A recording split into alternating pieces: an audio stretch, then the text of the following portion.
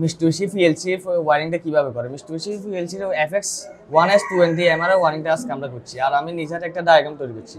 আমরা 220 ভোল্টটা দিছি এলএ, তারপরে নিউট্রাল লাইনটা নিউট্রালে দিয়েছি, তারপর দ্বিতীয়টা X2 দিয়ে দেবো। X2 দিয়ে দিলে আমরা সিলেক্টর সুইচ দ্বিতীয়টা দেওয়াতে পারবো। আসসালামু আলাইকুম, আমার নাম শাওন, আমি ফেনী থেকে আসছি। আমি মাল্টিপারপাস ইঞ্জিনিয়ার অ্যান্ড ইন্ডাস্ট্রিয়াল অটোমেশনে প্রফেশনাল মোডে ভর্তি হলাম। আজকে আমরা দেখবো কি মিস্টুবিশি পিএলসি ওয়ারিংটা কিভাবে করে। মিস্টুবিশি পিএলসি FX 1S20 এমআরআই ওয়ারিংটা আজকে আমরা করছি, আর আমি নিজের একটা ডায়াগ্রাম তৈরি করছি, ওটা আপনার সাথে শেয়ার করতে চাই। এখানে আমরা ডায়াগ্রামে দেখতে পাচ্ছি 220 ভোল্টের একটা লাইন আমরা পিএলসির এলএ দিছি, আরেকটা নিউট্রাল লাইন নিউট্রালে দিছি।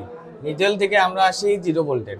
এখন এখানে আসি, আমরা এটা দেখি, আমরা 220 ভোল্টটা দিছি এলএ, তারপরে নিউট্রাল লাইনটা নিউট্রালে দিছি।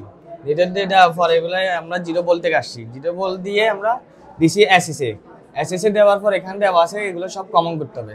আমরা সব কমন করছি, মানে অর্থাৎ শর্ট করেছি, শর্ট করে দিয়েছি, তাহলে আমরা লোডটা চালাতে পারবো। আমরা লোড কি চালাইছি, এখানে Y0 আমরা লোড পাবো, লোডটা দিয়েছি আমরা ইয়েতে রিলে 1 নাম্বারে, তা Y2টা দিয়েছি রিলে 2 নাম্বারে, Y3টা দিয়েছি রিলে 3 নাম্বারে, Y4টা দিয়েছি রিলে 4 নাম্বারে। এখন রিলে 4 নাম্বারে একটা থাকে ফেজ, একটা আছে নিউট্রাল। ফেজটা তো এখানে দিলাম, নিউট্রালটা দিব আমরা 0 ভোল্টে। এই 0 ভোল্টটা দিয়ে আমরা সেগুলো সব কানেকশন করবো। এখন এখানে আসি, এখন আমরা সিলেক্টর সুইচ ধরাবো।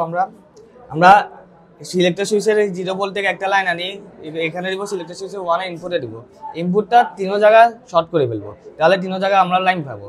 লাইন পাওয়ার পর আউটপুট একটা দিব X1 এ দিলে তাহলে আমরা সিলেক্টর সুইচ 1 দেওয়াতে পারবো। তারপর দ্বিতীয়টা X2 দিয়ে দেবো। X2 দিয়ে দিলে আমরা সিলেক্টর সুইচ দ্বিতীয়টা দেওয়াতে পারবো। 3 নাম্বার দিলে তৃতীয়টা দেওয়াতে পারবো, 4 নাম্বার দিলে 4 নাম্বার দেওয়াতে পারবো। এবার আমরা একটা ওয়ার্নিং সার্কিট তৈরি করতে পারছি। ধন্যবাদ সবাইকে।